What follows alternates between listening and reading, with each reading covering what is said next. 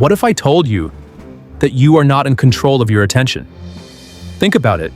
You open YouTube just to watch one video, but somehow one video turns into 10, and 10 turns into hours. And before you even realize it, your time is gone. This is not an accident. This is not because you are lazy. This is by design. Every scroll, every click, every second you spend online is carefully engineered to keep you hooked. And today, I'm going to reveal the exact psychology behind it. Because once you understand this, you will never look at YouTube the same way again. Let's start with something simple. Your brain runs on a chemical called dopamine. Dopamine is not just about pleasure. It's about anticipation. It's the feeling of something exciting is about to happen.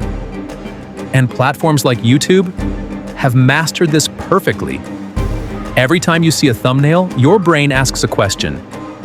What's inside this video? And that question creates a small loop in your mind. A loop that demands to be closed.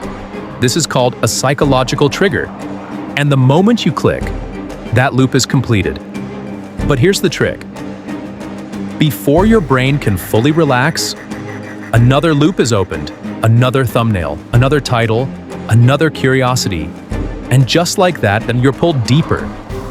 This system is known as the hook model, a concept made popular by experts like Nir Eyal.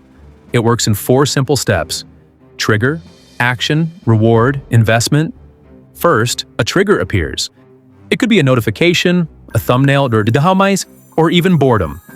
Second, you take action, you click. Third, you get a reward. Maybe the video is funny, shocking, or informative. But here's where it gets interesting. The reward is not always predictable. Sometimes the video is amazing, sometimes it's average. And that unpredictability is what makes it addictive. It's the same reason people get addicted to gambling. Your brain keeps chasing the next big reward. And finally, investment. You like the video? You subscribe. You watch another one.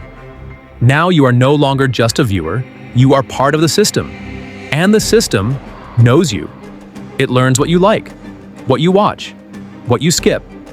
And then it becomes smarter. It starts showing you exactly what you can't resist. This is why you feel like YouTube understands you. Because it does. Now here's the most important question. If this system is so powerful, can you use it for yourself? The answer is yes. In fact, this is exactly what successful YouTubers do. They don't just create content, they create hooks. Let me show you how. The first rule is simple. The first 5 seconds of your video are everything. If you fail here, you lose the viewer forever. So instead of starting with "Hello guys," start with something that creates curiosity. A bold statement, a shocking fact, or a question that demands an answer. For example, what if everything you believe about success is wrong? Now the viewer is hooked. They have to stay. The second rule, create open loops. Give your audience a reason to keep watching. Tell them something valuable is coming. But don't reveal it immediately. This creates tension. And the brain hates unfinished stories.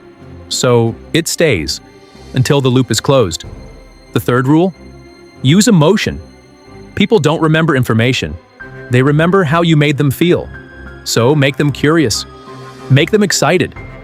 Make them think. Because emotion drives attention.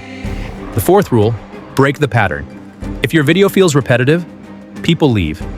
So change your tone. Change your visuals. Surprise your audience. Keep their brain awake. And finally, always reward your viewer. Give them something valuable at the end, a new idea, a new perspective, or a powerful insight. Because when people feel rewarded, they come back. And that's how you grow. You see, YouTube is not just a platform. It's a battlefield for attention. And the winners are not the ones who upload the most. They are the ones who understand the mind. Now you have 2 choices. You can continue being controlled by the system, or you can learn the system and take control. Because the moment you understand how attention works, you stop being the consumer and you become the creator. The question is, which one do you want to be?